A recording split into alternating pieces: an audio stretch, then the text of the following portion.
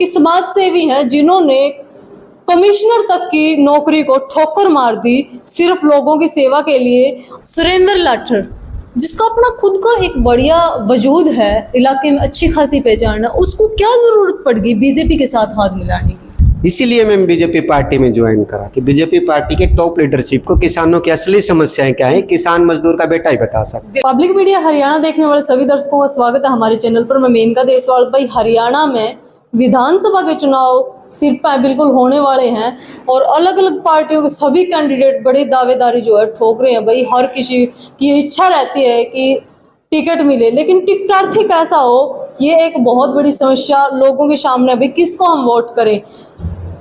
हमारे साथ एक ऐसे जो है कैंडिडेट तो क्या, मैं तो ये कहूंगी कि समाज सेवी हैं जिन्होंने कमिश्नर तक की नौकरी को ठोकर मार दी सिर्फ लोगों की सेवा के लिए। और सिर्फ राजनीति नहीं, उससे पहले भी उन्होंने एसएसपी, एक बहुत ही बड़ी संस्था है जिसके तहत हजारों युवाओं के लिए जॉब के रास्ते भी खोले।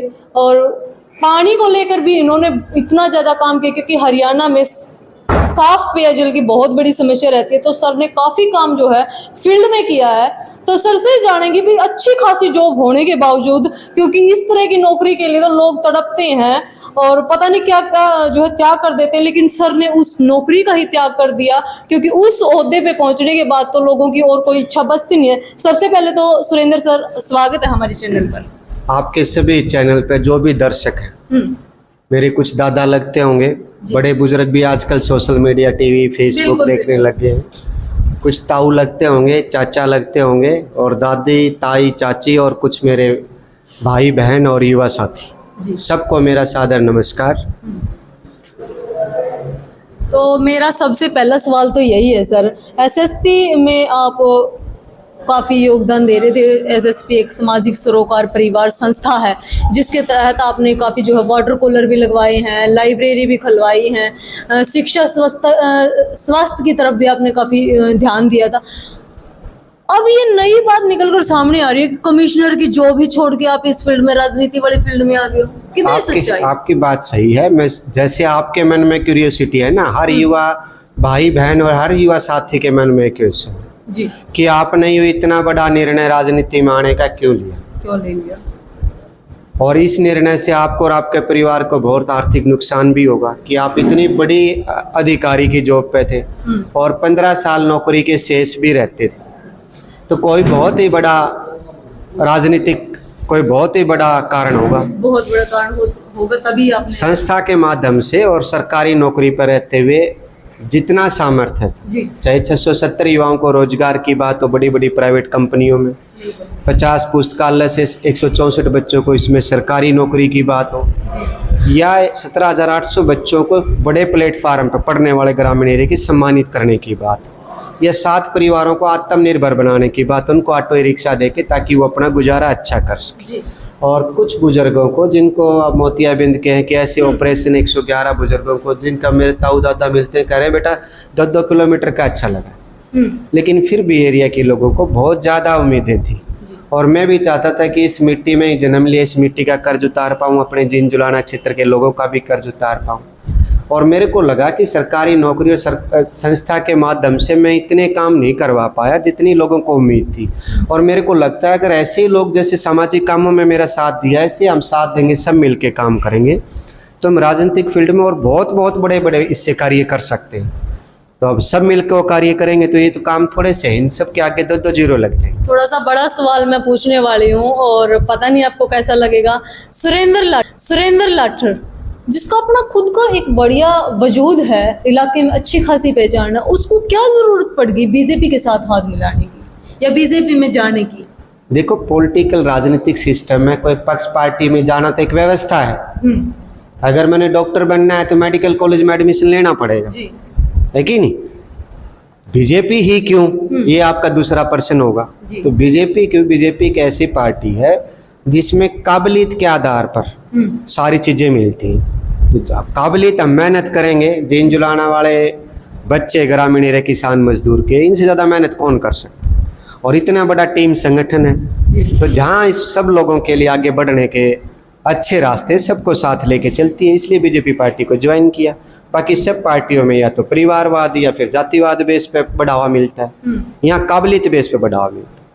बड़ा सवाल मैं पूछने जा रही हूँ, सुरेंद्र लाठर जो पहले से ही सामाजिक कार्यों से जुड़े हुए हैं, ऐसे कौन से खास काम रहेंगे जिनको लेकर मतलब बहुत उत्सुक हैं कि अगर उनको पार्टी कैंडिडेट घोषित करती है जुलाना से और वो बन भी जाते हैं, तो क्या ऐसे खास काम होंगे जो वो करना चाहेंगे? सबसे पहला काम मेरा जिन जुलाना ग्रामीण क्षेत्र के जो युवा हैं उनकी बेरोजगारी है, जैसे 670 युवाओं को रोजगार की व्यवस्था सरकारी नौकरी में और संस्था के माध्यम से, जितने भी बेरोजगार भाई बहन सुन रहे हैं, चाहे वो ITI हो, चाहे पॉलिटेक्निक हो, बीटेक हो, या फिर ANM, GNM, nursing, VLDA, BAMS और MBBS हो, या फिर सिंपल 10वीं 12वीं BA, MA, B.Ed, M.Ed या JBT, ये सारे हो, 3 कैटेगरी बना रखी, उनका रजिस्ट्रेशन भी शुरू है। तो मैं पहला काम तो ये रहेगा कि ऐसे जितने भी बेरोजगार युवा हैं उनमें बड़े बड़ी प्राइवेट कंपनियों में बात करके, और जो अच्छे पढ़ने वाले 17,800 बच्चों को, जो जींद क्षेत्र के 200 गाँव को हमने उन बच्चों को सम्मानित करा था ग्रामीण एरिया के, कि उन बच्चों के लिए अच्छी कोचिंग की व्यवस्था करके उनको कौन सी किताब पढ़नी है, कौन से सरकारी फार्म कब निकलते हैं, और सरकारी नौकरी की व्यवस्था के लिए, ताकि रिटन टेस्ट में उनके इतने अच्छे नंबर आए कि उन्होंने किसी की पर्ची खर्ची की जरूरत ही ना पड़े। जैसे स्किल डेवलप करना चाहिए, स्किल डेवलपमेंट एक ITI पॉलिटेक्निक की है, वो तो प्राइवेट कंपनियों में करवा ही रहे। तो आप इस काम को, इतने बड़े काम को अपने स्तर पर मैनेज करना चाहते हैं? मैं हमेशा चैलेंज स्वीकार करने वाला आदमी हूँ। जब मैं छोटा सा बच्चा था, भैंस चरा के लाया करता, नुहा के लाया करता, मैं पढ़ता था 11वीं 12वीं में, डॉक्टर बनना था, तो मेरे घर जो आते थे मेरी माँ को कहते थे कि तेरा बेटा भी नौकरी लग जाएगा। तो गांव वालों को तो कलरक पटवारी बहुत बड़ी नौकरी होती थी, पटवारी बन जाएगा, कलरक लग जाएगा, मैं कहता था बड़ा अधिकारी बनेगा। मेरे को आदत है कोई भी चीज़ सबसे टॉप करने की, कि मैं क्यों नहीं कर सकता, ये अपने आप से क्वेश्चन करता हूँ। सबसे टफ काम आप कि ये मैं क्यों नहीं कर सकता। जैसे मैं सबसे बड़े टेस्ट HSC IAS के सारे पास किए, अभी इस फील्ड में भी आया हूँ, तो इसमें जो टॉप चीज़ें हैं वहाँ तक पहुँचेंगे हम सब मिलके, मेरी टीम है इतनी बड़ी। टॉप और टफ काम का जो है सर को बहुत ज़्यादा प्रेम है टफ काम करने में। तो सबसे टफेस्ट काम जो मुझे लगता है राजनीति में, हरियाणा की राजनीति में खास तौर पर, वो किसानों के मुद्दे लगता है। जिस प्रकार से विरोधी पार्टियां किसानों के मुद्दों को हथियार बना के चल रही हैं, मैं बड़े सीधे सवाल करती हूँ, क्या आप उस मुद्दे को साध पाएंगे? इसीलिए मैं बीजेपी पार्टी में ज्वाइन करा, कि बीजेपी पार्टी के टॉप लीडरशिप को किसानों की असली समस्याएं क्या है किसान मजदूर का बेटा ही बता सकता। और बाकी तो पूछोगे ना, जो पार्टी विरोध करे उनको पूछोगे तो सरसों का कितना बीज लगता है, 1 एकड़ में कई कट्टे बताएंगे। मेरे को तो पता है 1 किलो लगता है। कात, जेड़ी, टांगड़ी, ये सारी चीजें मैंने औजार यूज करे हुए, कसी, तसड़ा, खुरपी, पता है कि क्या होते हैं। वो विरोध करने के लिए किसानों के हकदार बन जाते हैं, हम किसानों की बात करते हैं, उनको तो साडू सामने कौन सी फसल होती है वो भी नहीं पता। अब एक किसान मजदूर का बेटा एक ऐसी पार्टी में गया है जिस पार्टी के टॉप लीडरशिप को किसानों की समस्या बताएगा। अब वो कहते तो हैं C2 फार्मूला मिलना चाहिए, C2 फार्मूला उनको ही नहीं पता क्या होता है।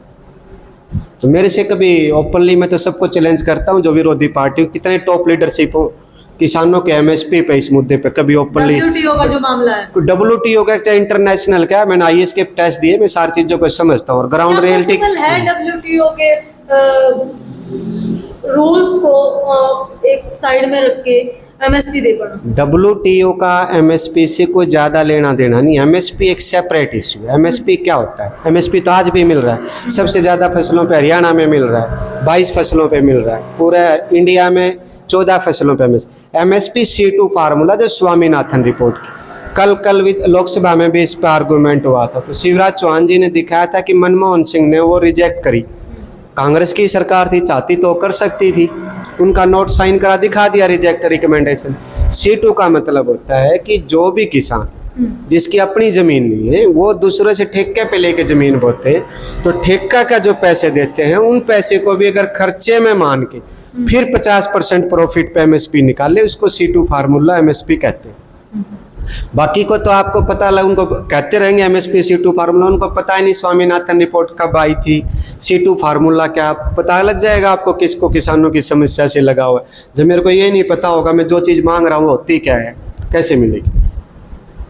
कांग्रेस पार्टी, 2 पार्टियां ऐसी हैं जो बिल्कुल ये मानती है हरियाणा में एक तरफ बीजेपी जो कहती है तीसरी बार जो है सरकार रिपीट होगी, दूसरी तरफ कांग्रेस पार्टी ये दावा करती है कि मेजोरिटी के साथ हरियाणा विधानसभा को विजयी करेंगे। और उन्होंने एक कैंपेन चलाया हुआ है, हरियाणा मांगे हिसाब। इस कैंपेन से कितना इफेक्ट आप पड़ते थे? अगर ये कैंपेन कांग्रेस पार्टी लोकसभा में चला देती तो कांग्रेस पार्टी की 9 ही सीट आती है, अब तो 99 आ गई। वो अच्छा काम कर रहे हैं, उनका राज को लोग याद कर रहे हैं कि बुजुर्गों की पेंशन ताऊ देवीलाल ने जो करी थी, तो जब कांग्रेस की गवर्नमेंट हरियाणा और सेंटर में थी, जब भी उन्होंने इनकम की कंडीशन लगाई थी कि 1,80,000 से अगर ज़्यादा किसी बुजुर्ग की इनकम है तो उसको बुढ़ापा पेंशन नहीं देंगे, ये रोकने का काम किया। जो अब पुरानी पेंशन स्कीम कर्मचारियों की है, इसको रोकने वाले कौन थे? कांग्रेस वाले थे। तो आप ये कहना चाहते हो कि जो मतलब उन्होंने पहले घोषणा ही कर दी, वो पहले नहीं कि जो काम उन्होंने खड़े खोदे हैं वो उनके लिए अब रोड़ा कर रहे हैं। उनकी आदत है कि कोई काम करके उसको समाधान नहीं करना, समस्या को बढ़ाना और वोट की राजनीति में कैसे कन्वर्ट करना। इतने अच्छे होते तो बुढ़ापा पेंशन के लिए अब ये इनकम की कंडीशन लगाई क्यों? भूपेंद्र हुड्डा जी और सेंटर में कांग्रेस की सरकार थी। कर्मचारियों को जो आज भड़काने का काम करते हैं, कर्मचारी उनसे भी हिसाब लेंगे कि पहले बंद करने वाले कौन थे कर्मचारियों। 2006 में किसकी सरकार थी? हरियाणा में भी कांग्रेस की सरकार थी, सेंटर में भी कांग्रेस की। जब भी कर्मचारियों की पुरानी पेंशन स्कीम को उन्होंने बंद करा, लागू करने वाले नहीं वो थे। अब कह रहे हम नहीं कर देंगे, पहले तुम बंद करने वाला ही तुम थे। हरियाणा में पहले लोकदल भी काफी बड़ी पार्टी थी और अब भी जो है अभय चौटाला तो दावा कर रहे हैं। दूसरी तरफ बीजेपी एक नई पार्टी उभर कर आई, 10 सीटें पिछली बार भी ली। इस बार किस स्थान पर किस पार्टी को आप देखते? मैं तो ज्यादा बात नहीं करता, मैं तो जुलाना में देखता हूँ। यहाँ इनेलो बीएसपी और बीजेपी के फाइट में जो है ना, इनेलो बीएसपी, कांग्रेस तीसरे और चौथे नंबर की लड़ाई लड़ेगी जुलाना में। हाँ। कांग्रेस से 17 ऐसे जो कार्यकर्ता निकल कर आ रहे हैं जो कांग्रेस से शायद टिकटार्थी हैं, तो क्या इससे प्रभाव सुरेंद्र लाठर पर नहीं पड़ेगा? मैं तो कहता हूँ कि भाई अगर 17 के 50 हो जी तो अच्छा बात क्या है, जींद जुलाना के क्षेत्र के लोगों ने इस बार बना लिया कि जिसका रिपोर्ट कार्ड देखेंगे, पार्टी विशेष को वोट नहीं देंगे, वो व्यक्ति देख के देंगे। जिसका रिपोर्ट कार्ड अच्छा होगा, ताई कल कह रही थी, मैं किसी गांव में गया था कि पूत के पांव तो पालने में दिख जाते। जिसने पहले अच्छे काम करेंगे, युवाओं को रोजगार दिलाया होगा, महिलाओं का मान सम्मान बढ़ाने के लिए स्वरोजगार की व्यवस्था करें, तो सारे युवा और महिला एक ऐसे रिपोर्ट कार्ड वाले व्यक्ति को वोट देंगे। पक्ष पार्टी को बाद में ध्यान में रखें। सुरेंद्र जी, आपकी बातों से शायद जुलाना के जो लोग हैं वो सहमत होंगे। अब एक बड़ा मामला जो है, कल ना मांगे हिसाब, तो कल सैनी साहब हिसाब दे रहे थे और वहां पर क्या चूक हुई जिसमें ऐसा जो है कहा गया कि 7 काम तो कांग्रेस के गिना दिए। इसको किस तरह से आप देखते हो, ये चूक कैसे हुई? चूक कई बार क्या होता है कि बड़े सिस्टम है ये जो होती है। कल हुड्डा साहब की भी रैली में वहाँ भावी सीएम ओम प्रकाश चौटाला जी बोला गया, आप वो नहीं लोगों को बता रहे। सुनी थी क्या वीडियो? कांग्रेस का प्रोग्राम था, वो जो उनका माइक था वो बोला कि जी बहुत ही आदरणीय हमारे भावी सीएम ओम प्रकाश चौटाला जी। तो ये ऐसी बातें तो कई बार ऐसी चूकें हो जाती हैं बड़े बड़े प्रोग्रामों में। लेकिन जींद जुलाना के साथ तो कांग्रेस के टाइम में बहुत बड़ा भेदभाव हुआ। पौड़ी गाँव में था तो वो ताई मेरे को बता रही थी, भाई हमारा तो ऐसा लगता था जैसे पाकिस्तान का पहला गांव हो, बॉर्डर पर इतने रेत के टिब्बे थे, अब चकाचक रोड बना हुआ है, नॉन स्टॉप हरियाणा हो रखा है। जिस प्रकार से विरोधी पार्टियां ये एलिगेशन लगाती रही हैं कि किसानों के मुद्दे हैं, जवानों के मुद्दे हैं, खिलाड़ियों के मुद्दे हैं और हरियाणा के साथ न्याय नहीं हुआ, तो अब हरियाणा जो है बदलाव चाहते हैं, इन बातों में कितनी सच्चाई मानते हैं? मैं भी एक किसान मजदूर का बेटा हूँ। किसान मजदूर, जवान और विद्वान, पंडित पुजारी साधु संत और जो अपने जवान है सेना के, वो मेरे फैमिली में भी बहुत है। मैं सबका मान सम्मान करता हूँ। उनके साथ किसी पक्ष पार्टी बाद में, वो मेरे पहले अपने हैं। उनके साथ अन्याय कैसे? उनका भाई बेटा सुरेंद्र लाठर जो इतना बड़ा त्याग करता है, टाइम आएगा जब देखना जान भी दे देगा उनके लिए। पक्ष पार्टी बाद की चीज है। उस पक्ष पार्टी में भी जो उनकी समस्या उनको दूर करवाने के लिए तो आया। मैं बातें करने नहीं आया, मैं कुछ करवाने के लिए आया। उनको पता लगेगा किसानों के लिए क्या काम करे, एक मौका मिलेगा तो अपने भाई बेटे को। जवानों के लिए क्या काम करा, कल भी आए थे। जुलाना में कैंटीन होनी चाहिए सारे एक सर्विस में, उनके लिए मैंने लिया है। माननीय उधर राजनाथ सिंह जी से टाइम लेके उनका करवाऊंगा। और भी जो भी समस्याएं हैं मैं तो कहता हूँ कि भाई कि किसी पक्ष पार्टी एक बॉडी होती है व्यवस्था, उसमें आदमी कैसे हैं, कैसी सोच के आदमी हैं, वो लोगों का कैसा भला कर रहे हैं, उस पर डिपेंड करता है। जिस प्रकार से जो है कुछ चेहरे बदले गए हैं बीजेपी में, और सीएम नायब सैनी के लिए लोगों के द्वारा कहा जाता है कि बड़े शांत किस्म के हैं, पहले खट्टर साहब थे, तो इस बार विधानसभा में क्या फिर से कमाल हो पाएगा? कितनी सीटें आप देखते हैं? फिर तीसरी बार बीजेपी की सरकार आएगी, अच्छे व्यक्ति को चुनेंगे लोग, और तीसरी बार जो काम होने वाले हैं बीजेपी की जब सरकार आएगी, वो लोगों के लिए एक वंडरफुल एक्सपीरियंस होगा। बहुत बहुत धन्यवाद सर। हमारे साथ थे जुलाना के बहुत बड़े समाज सेवी और पूर्व कमिश्नर भी रह चुके हैं सर, और हाल फिलहाल राजनीति में अपना हाथ जो आजमा रहे हैं, और उम्मीद है भाई जो काम इन्होंने लोगों के लिए किया है, लोग इनके काम को देखकर इनको अपना आशीर्वाद देंगे, ऐसा सर को पूरा विश्वास है। बाकी सारी बातें भविष्य गर्म में है। आप क्या कहना चाहोगे? कमेंट बॉक्स में अपनी राय जरूर देना भाई, किस पार्टी को आप जो है भावी पार्टी मानते हो हरियाणा में, जो सत्ताधारी पार्टी होगी। कमेंट बॉक्स में अपनी राय जरूर देना। आज का ये मेरा इंटरव्यू कैसा लगा कमेंट करके जरूर बताना। जय हिंद, जय हरियाणा।